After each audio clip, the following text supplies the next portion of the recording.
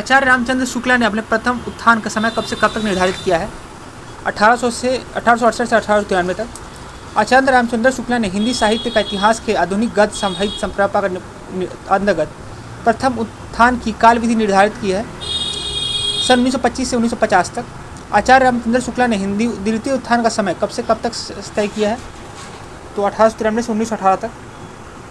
हिंदी महाशब्द सागर का प्रकाशन किस संस्था ने किया था? तो नागरी प्रचारण सभा ने किया था।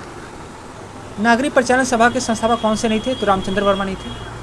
12 वर्ष ले कुकुर जी और 13 वर्ष ले सियार, यह पंक्ति किसकी है? तो यह जागनी की है, जो ने परमार रासो लिखा था। अब्दुल खुसरो का वास्तविक नाम क्या था? तो अब्दुल हसन था। हिंदी भाषा का प्रथम प्रारंभिक साहित्य कौन सा है? तो पृथ्वीराज रासो है। गोरा बादल की कथा किसके द्वारा रचित है? तो जटमल के द्वारा रचित है। आदिकाल की रचना है खुमान रासो। खुमान रासो का दलपत विजय लिखा था। आदिकाल में पहले लिखने वाले कवि कौन थे? तो खुसरो थे।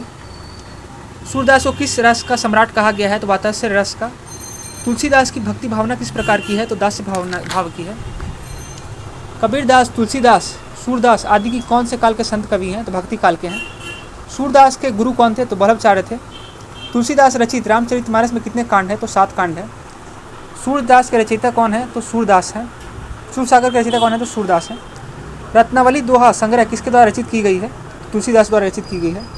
इनमें से कौन से भक्तकालीन कवि नहीं है? तो बिहारी भक्तकालीन कवि नहीं है, ये रीतिकाल कवि है बिहारी। कबीर के भक्ति का स्वरूप क्या है? तो निर्गुण है।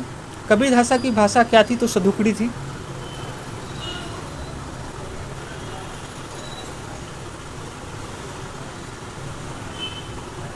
विनय पत्रिका की भाषा कौन सी थी? ब्रज भाषा थी।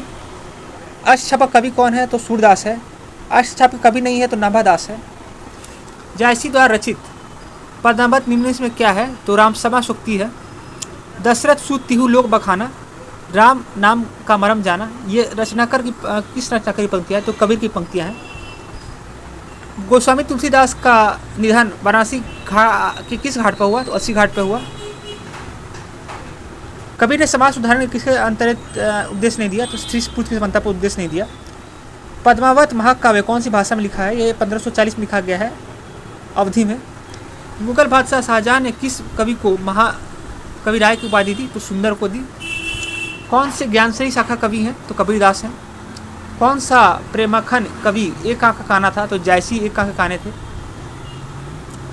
सूफी संतों की शैली क्या है? तो मनसवी है। निम्न में से कौन सी रचना तुलसीदास की नहीं है? तो भक्तमाल नहीं है। मृगावती किसकी रचना है? तो मृगावती कुतुम्बन की रचना है। या लुकटी अरु कमरिया पर राज लहू तर को ताजी डाड़ू, ये किसकी पंक्ति है? तो